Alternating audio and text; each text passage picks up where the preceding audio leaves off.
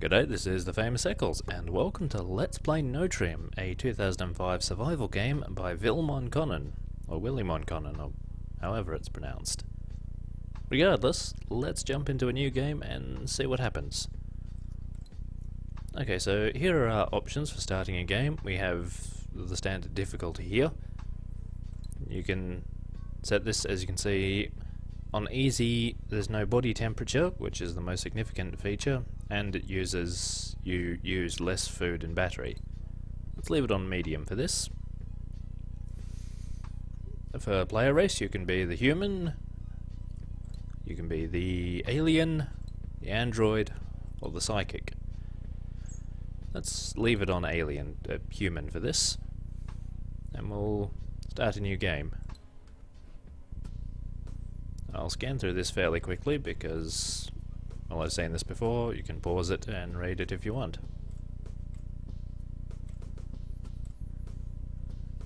Okay, so now we have to try and make it in this escape pod down to the planet. And there is a reward for dodging all the missiles, so let's see if we can get that. Whoa, that was close. Pod must have a really small hitbox.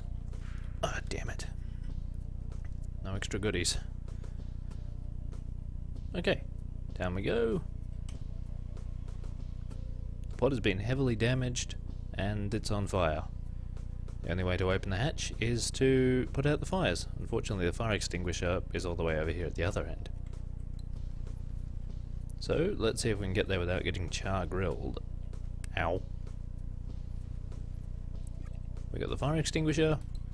We can equip it and put out these fires. The first thing we find is a subspace radio. This we can modify this to detect items nearby in the environment. I'll get into more of the details of the gameplay in a moment. A battery charger chip. And a food generator chip. Let's get out of the pod.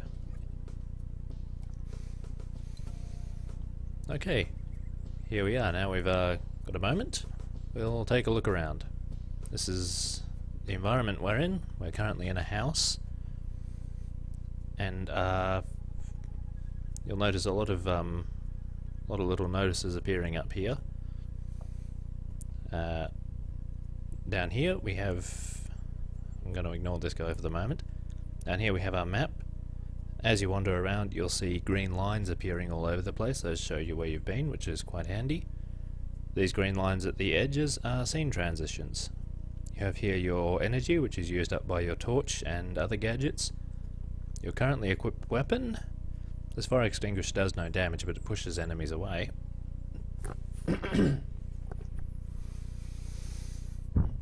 Over here you have your armor. We don't have any armor at the moment.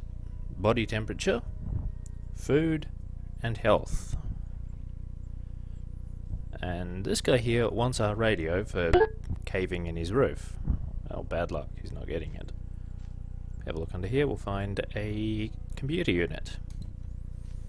Now we'll wander over here, grab this long metal rod, and there's a couple of other things in here. Some pebbles. You can throw them or use them as ammunition for a weapon later on. If you have a look at this, well, you can read his journal. He says he has a computer unit under that rock, which we found, and also that there's a pistol outside. I'll be getting that in a moment. And finally this firewood, which we can use to keep warm and cook some meat. Now, we can't get out because this guy has the key. So, I'm not going to give him the radio that he wants.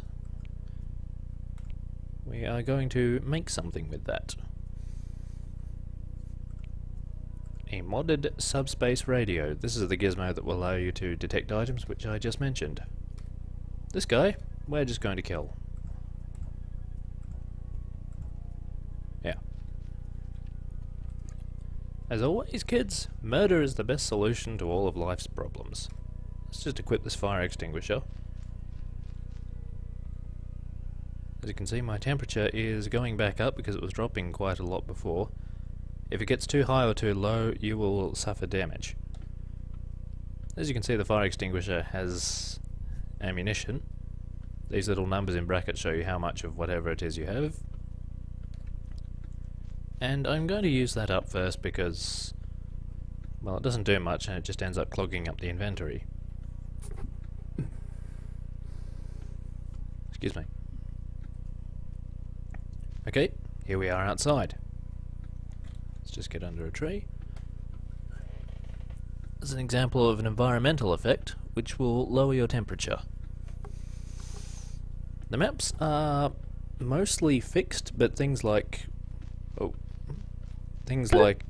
items and trees are randomly distributed. Let me just take this guy up. Die. Okay, that's one small blue alien dead. Now the pistol I mentioned earlier should be right here. We need to combine a particle accelerator with it in order for it to work, so we can't do anything with it just now. The small blue alien corpse I just picked up, I can eat for a little snack.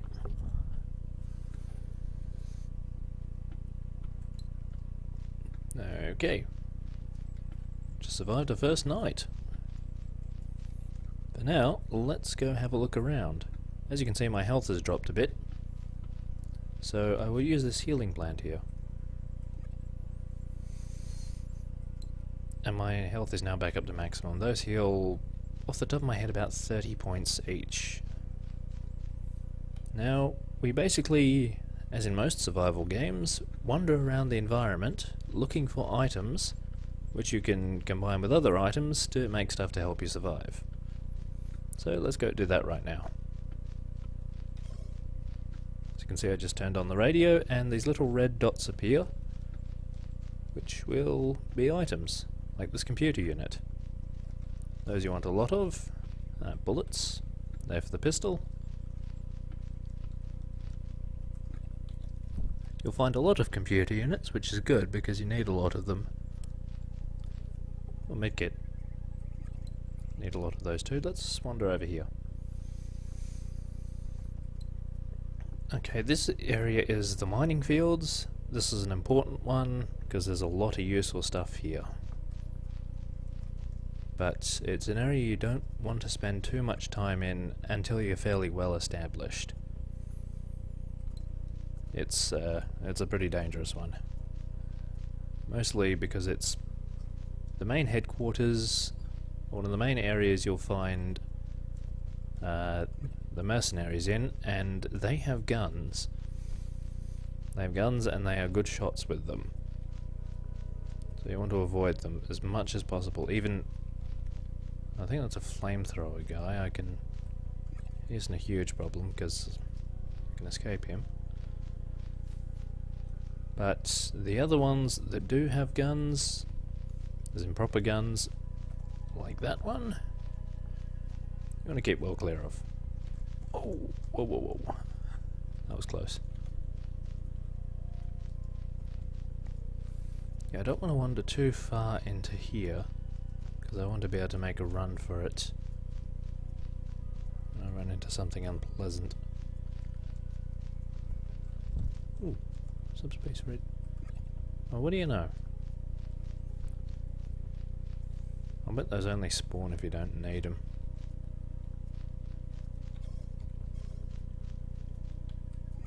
Okay, so the items I've picked up are ether. You can use this with a food generator. You can also use it as a flamethrower, as fuel for the flamethrower. And these fuel cells, these are a very important item. Once I find another item called a fuel converter, I can combine the two to make energy units, which are very useful, and I can also use these to refill my battery, which, as you can see, has been draining somewhat from my using my torch and item detector. Let's see what's over here. Ah yes, fuel converter. As I said before. Whoa, whoa, whoa, whoa. This guy's... Yeah, your lunch. Okay, so the fuel converter, if I combine that with the battery charger chip, it makes a battery charger, which I then drop on the ground. Excuse me. Which I then drop on the ground, and while standing on it, I use a fuel cell, and that will completely recharge my batteries. And there's another item somewhere around here. I'm standing right on top of it. Oh, ether.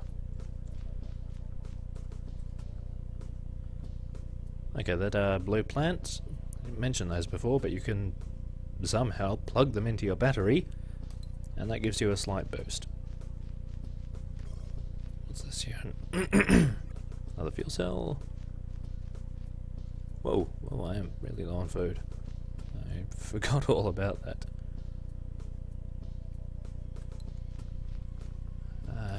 Yeah, you don't want to starve. That one's really easy to miss too.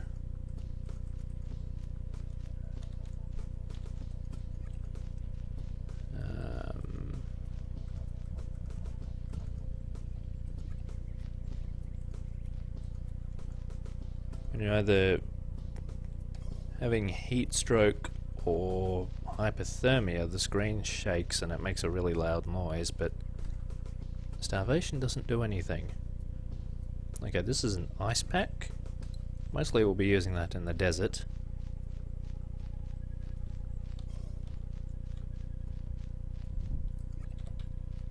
So let's take a look at the adjoining maps. The aforementioned desert. Now, let's see if I can't grab that. Yes, I got the diode and crap. I'm currently suffering from heat stroke because the heat, which is slowing me down, which is allowing these guys to get me. So let's use a couple of these ice packs and... What the hell? Why isn't that... That should have dropped my temperature a lot more than it did. Let's try and escape. But these go... What the...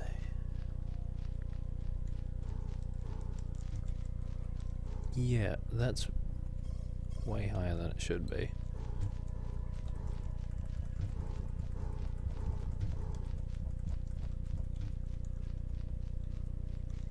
Okay, that was annoying.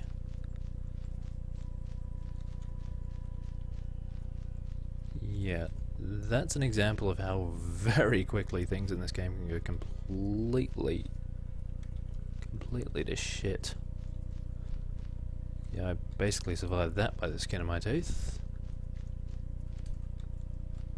And I was also starving there too. So let's go find some fungus to eat and some health plants to get that health back. So this fungus will be the kind of your staple diet early on in the game. Once you've got a gun, you can move on to hunting. I'm not doing well at the moment.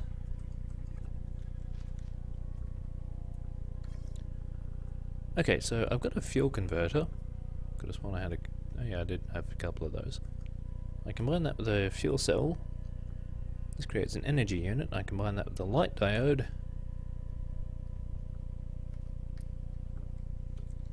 And I now have a gun. Excellent. This uses up energy though, which is kind of a problem. You want... It packs a pretty hefty punch though. I prefer the pistol in this game because it doesn't use up energy. And you get tons of ammo. Deep gorge. Damn. Okay, this is not an area I want to be in. This is a dangerous one, and there's, to the best of my memory, pretty much nothing worthwhile around here. On the bright side, boom! And I get a whole bunch of these at once. Bloop. Oh, I've never seen that before. 2 anti-gravity 4 long metal poles, same throw and a particle accelerator. Construct my own hover bike. I've heard that mentioned on the game's forums.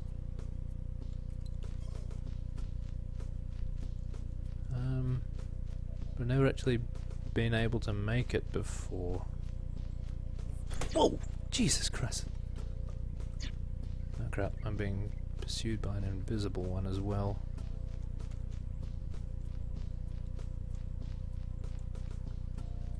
Okay, I've been kind of distracted, but oh shit. Shit. Damn it. Well, I just died. Okay, I went through the gorge area and the the hive. They're two really dangerous areas. I've never actually explored the hive much before then, so I didn't know any of the stuff that was there. That was kind of educational at the very least. The hive area is absolutely crawling with aliens, so it's one you want to kind of rush through, even if you are well equipped. On the bright side, being crawling with aliens, it's also a prime spot for hunting. So, you know, you can absolutely end up with a ton of meat from there. I think kind of the problem I had there was I was being chased by the invisible aliens. I mean, yes, there are invisible aliens. I just got kind of overwhelmed. It's really an example of how this game can go absolutely balls up, you know, really quickly, and you can end up totally overwhelmed. But that's a little demo of Notrium. You can download it from Vilmon Connon's website, along with his other games. There's Wazal, which is a space sim and actually a prequel to Notrium, and the new fantasy RPG Driftmoon. So this is the Famous Eccles, signing off.